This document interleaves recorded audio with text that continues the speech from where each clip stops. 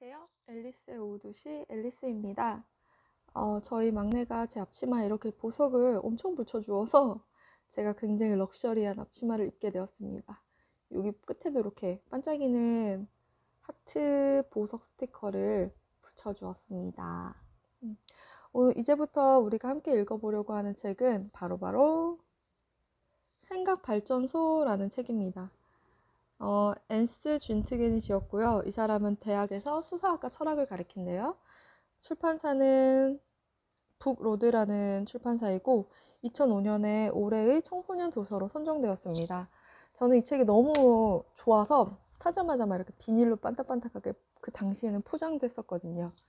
전 2006년에 이 책을 샀는데 청소년용 도서라 그래서 힘 안 들이고 되게 많은 걸 다각다식하게 얻어갈 수 있는 요량으로 샀는데 생각보다 깊이가 있고 읽기가 좀 어려웠어요. 그래서 그때는 포기했다가 이번 기회에 다시 읽고 있습니다. 이 책의 원제는 셜브스트 땡켄, 스스로 생각하다라는 뜻이래요. 그리고 2003년에 원서가 출판됐고 번역은 2005년에 됐고 저는 2006년에 산 책이네요. 이 저자가 철학과 수사학을 가르치는 사람이어서 그런지 목차를 보시면 20개의 항목으로 생각하는 방법이라고 할까요? 말을 하는 방법 또는 글을 쓰는 방법에 대해서 주제를 잡아서 써놨습니다. 첫 번째 같은 경우는 지루한 세상을 도발하라, 열정과 냉소, 2장, 그건 오해라니까, 사실과 인용, 미남은 머리도 좋다, 간접 증거, 이런 식으로 비유, 수집, 추론, 또 반전, 패러디, 예언, 이렇게 주제별로 20개의 이야기가 있고요. 이제 앨리스는 하루에 한 챕터씩 한번 업로드를 하려고 합니다. 저와 함께 생각 발전소, 스스로 생각하기 책을 한번 읽어보도록 하겠습니다. 첫 번째 이야기는 1. 지루한 세상을 도발하라, 열정과 냉소입니다. 그러면서 시작하는 철학자는 디오게네스, 우리가 철학 시간에 옛날에 견유학파라고 배웠던 그 사람에 대한 이야기로 시작합니다. 디오게네스는 우리는 그 알렉산더와의 유명한 대화로만 알고 있어서 되게 멋있는 사람, 저는 그렇게만 생각했는데 여기 써있는 디오게네스는 굉장히 진짜 뭐라고 말해야 되는지 지금은 힘든 사람인 것 같은데 그 당시에 이런 사람도 철학자로 쳐뒀다는 그 수용의 폭이 되게 놀랍다는 생각이 들었어요. 조금 읽어보면 디오게네스는 약초며 올리브, 보리빵 등을 먹었고 모프를 외투 삼아 걸치고 다니거나 아니면 그냥 벗은 채로 다녔다. 그는 사람들에게 욕을 의미하는 가운데 손가락을 드립다 내미는 걸 좋아했는데 그런 점에서 보면 현대의 펑크 문화를 이미 앞질러 보여준 셈이다. 또 그는 사람들이 많이 모이는 곳에 가서 오며 가며 방귀를 뀌어대는 걸 좋아했다. 이런 모습 때문에 아테네 사람들은 그를 개라고 불렀다. 그들이 보기에 아무데나 오줌을 갈기고 버려진 음식물 찌꺼기를 뒤져 먹고 다니며 장소를 불문하고 성욕을 풀어대는 그의 습성이 영락없이 개 같았기 때문이다. 그런데도 디오게네스는 그것을 명예로운 호칭으로 받아들였고 견유학파라는 말이 생기게 됐고 그 뜻은 독일어로는 키니커, 영어에서는 시닉스, 처음에 이제 개 같다라는 뜻이었대요. 근데 이제 요즘에는 이제 시니컬하다 이런 뜻으로 쓰인다고 합니다. 알렉산더 대왕 얘기는 너무 잘 알려진 얘기죠. 세상에 그 디오게네소스를 위대한 철학자로 알렉산더 대왕이 생각해서 원하는 것이 무엇이든 들어주겠다 했는데 자기한테 그늘을 만들었으니 좀 비켜라, 나 햇빛 좀 쬐게, 이랬다는 일화가 굉장히 유명하죠. 근데 우리나라 윤리책에서는 그것마저도 약간 무력에 대한 그냥 무력이 없는 미덕을 가진 철학자 이 정도로만 다뤘던 것 같아요. 이 사람이 했던 그 세상의 도발에 대해서는 교육과정의 윤리책에서는 전혀 볼 수 없었죠. 그래서 저도 이거를 읽으면서 깜짝 놀랐어요. 왜냐하면 이 사람이 이제 자기의 생각을 극으로 써서 남기기도 했는데 극에서 이제 자신의 철학을 표현하는 거래요. 예를 들어 이런 게 있다고 합니다. 말로만 전해지고 있는 그의 또 다른 개 같은 드라마, 여기서 개 같은은 이제 시니컬한 드라마에 나오는 한 인물은 극 중에서 자신이 먹은 게 제 친자식들의 살이라는 사실을 알아차리게 된다. 그러나 여기서도 견유학파는 다음과 같은 철학적 논리를 펴며 우리를 위로한다.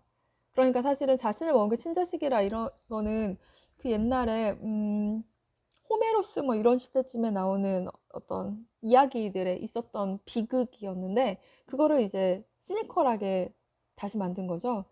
이렇게 썼대요. 제대로 생각해 보자면 모든 것 속에는 모든 게 포함되어 있고 모든 것에는 모든 것이 관통하고 있다. 그래서 빵에 고기가 들어있고 채소에 빵이 들어있으며 마찬가지로 몸의 경우에도 눈에 보이지 않는 어떤 구멍 같은 걸 통해 많은 것들이 들어가고 동시에 땀이나 숨결로 빠져나온다. 그러면서 디오게네스는 사정이 그렇다면 친자식의 고기를 먹는 것과 일반적인 식사 사이에는 원칙적인 차이는 없고 정도 혹은 단계의 차이만 있을 뿐이라는 결론을 이끌어낸다. 그러니 흥분하고 심란해할 까닭이 없다는 것이다. 이런 식으로 기존의 관습을 엄청 뒤집었다고 해요. 그런 이제 세상을 도발한 디오게네스 얘기를 하면서 이제 1960년대 베를린 그 68혁명이라고 하나요? 그 프랑스와 유럽에서 일었던 이제 그 당시의 분위기를 얘기를 하는데 그때도 사실은 시대를 도발했던 거죠.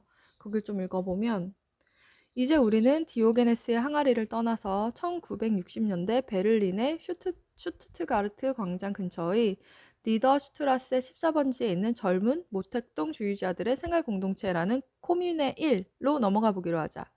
이 공동체는 주로 독일 사회주의 대학 연맹에서도 극좌 성향의 사람들만 모인 소수분파 그룹이다. 이 공동체를 세운 사람들이 내세우는 캐치프레이즈는 고대 개 철학자들의 그것과 똑같이 저항, 혁명, 자유로운 사랑이었다. 그래서 이제 어떤 이유로 이 단체에 관련된 2명이 재판을 받게 됩니다. 그런데 그 재판을 받을 때 보통 양복을 입고 오거나 그렇게 격식을 차리는데 엄청 우스꽝스러운 옷을 입고 와서 법정 자체의 격식을 뒤집어 버렸다는 거예요. 그러면서 이제 판사와 그 재판받는 사람들의 대사가 조금 실려 있는데 한번 읽어보도록 할게요. 슈베르트너 판사, 토이펠 씨, 자신의 입으로 직접 성장 과정과 이력을 설명할 기회를 드리도록 하겠습니다. 토이펠, 오늘로 저는 4번째로 법정에 섰습니다. 제 이력은 그 사이 너무나도 잘 알려준 상태이고 당시 법정의 무능함 때문에 실패로 끝난 이 소송의 첫 번째 무대에서도 이미 언급된 바 있습니다. 탕케 감사, 기록에 남겨주시기 바랍니다. 피고 토이첼은 첫 번째 심리가 법정의 무능함 때문에 실패하였다고 말했습니다. 본 검사는 법정 모독에 대한 처벌을 요청하는 바입니다. 그러자 토이펠은 게다가 이 심리도 법정의 무능함으로 말미암아 실패할 것이기 때문에 저로서는 복잡하기 짝이 없는 이 사태를 알기 쉽게 해명하기 위해서라도 제가 아니라 검사 측과 판사 측 사람들의 이력과 성장 과정에 대해 이야기하는 것이 훨씬 더 재밌을 거라 생각합니다. 이렇게 도발한 거죠. 보통 이제 법정에서 뭐 이름과 뭐를 말하세요 이랬을 때 판사님 이름과 소속은 뭡니까? 이렇게 물어본 거랑 거의 똑같은 거니까. 그랬더니 슈베르트너 판사가 그렇다면 아무 이야기하지 않아도 좋습니다. 토이펠, 그렇게 쉽고 편하게 만들어질 수야 없죠. 이런 식으로. 그리고 이제 얼마 지나지 않아서 그 법정에서는 2 피고에게 정신과 진단을 받게 하는 결정을 검토하였다. 그러자 당장 반박이 나왔다. 토이펠, 판사 측 사람들과 검사님도 함께 정신과 진단을 받는다면 저도 진단을 받는데 동의하겠습니다. 재판정은 열광과 혼란의 도가니로 변했다. 재판장이 슈베르트너는 앞으로 심리가 진행되는 동안 더 이상 방해하지 않겠다는 방청객의 서면 약속을 받고 나서야 다시 재판을 속개했다. 그리고 신문은 곧바로 계속되었다. 신문 아닌가? 오타일까요? 슈베르트너 판사, 방청객 여러분, 여러분의 서면 약속을 참작하기로 하였습니다. 하지만 다시금 간곡히 부탁드리니 우리 일을 어렵게 만들지 마시기 바랍니다. 여러분이 하신 약속을 여러분 스스로 깨지 않으리라 믿습니다. 토이펠 씨, 당신이 나름대로 어떤 입장을 밝히시는 것이 좋습니다. 하지만 앞서와 같은 행동은 자제하시길 당부드리는 바입니다. 토이펠, 랑한스 씨께서 하실 말씀이 있답니다. 랑한스, 비꼬는 말투로네요. 얼마만큼이나 허용되는 것인지 저로선 제대로 알 길이 없습니다만 먼저 제 친구 프리츠의 제안에 동의하고 싶습니다. 판사 측과 검사 측 사람들 그리고 피고인들의 정신과 진단에 더하여 지능검사도 실시하고 그 결과를 있는 그대로 상세하게 공개해야 합니다. 그러니까 법정이 완전히 아수라장이 됐겠죠. 이렇게 68년에 법정에서 이런 도발하는 사건이 있었다는 겁니다. 우리나라 같은 유교, 아무리 세상이 변해도 어떤 유교의 가치가 저변에 아주 깊숙이 자리 잡고 있는 사회에서는 도발이 환영받을 만한 생각하는 법이 아닐 수도 있겠죠? 근데 이 사람은 느끼셨겠지만 도발에 대해서 좀 긍정적으로 말하고 있는 것 같습니다. 읽어볼까요? 그렇다면 도발은 어떤 식으로 일어나는가? 대개는 익숙한 가치를 다르게 평가하는 데서 시작된다. 디오게네스의 기념비에 새겨진 개처럼 낮은 것을 높이고 높은 것은 낮춘다. 우리는 온갖 금지와 관습으로 얽힌 그물 속에 살아가고 있는데 우선 그 그물을 알아차릴 수 있는 감각을 키우는 것이 중요하다. 그걸 알아차리는 것이 물론 쉬운 일은 아니다. 당연한 일일수록 제대로 알아차리기 어렵다.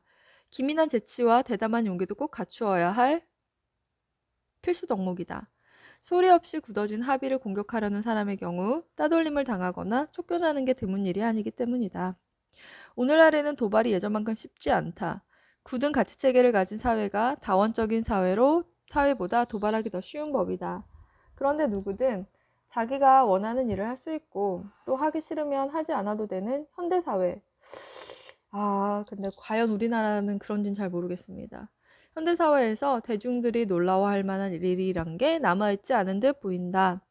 이런 사회에서 도발의 몸짓은 무뎌져 더 이상 재구시를 하지 못하거나 어쩌면 박수갈채 속에 질식해버렸는지도 모른다. 오늘날 도발을 감행하는 자는 그를 자기들의 일원으로 보는 사회에서 익살꾸러기 광대가 되고 만다. 그렇다고는 하지만 오늘날에도 수천 년 전부터 이어져 내려온 분노의 외침소리를 이따금씩 듣게 되는 게 사실이다. 그런 것으로 모아 오늘날의 자유주의 사회에서도 해도 너무한 일이 가능하다는 걸 알 수 있다. 도발하라는 얘기네요. 그리고 이제 이렇게 하나 더라는 챕터가 있어요. 그와 관련된, 여기서는 도발에 대한 얘기죠. 그와 관련된 이제 최근의 일화 같은 건데, 그 맨발로 다니는 사람들이 있었대요. 그러니까 일종의 저항인 거죠. 신발을 왜 신고 다녀야 되냐. 그 중에 한 사람에 대한 이야기인데, 맨발에 대한 일반인들 태도 역시 나라마다 다르다.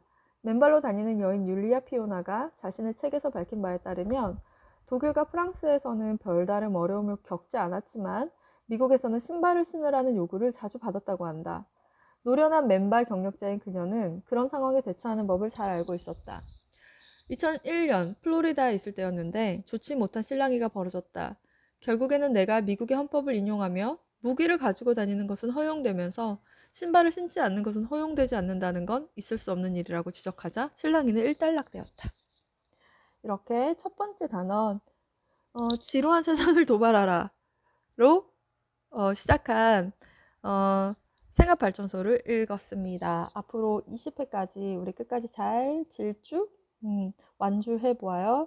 앨리스 오두시 앨리스였습니다. 여러분 오늘 재미있는 도발하시길. 안녕.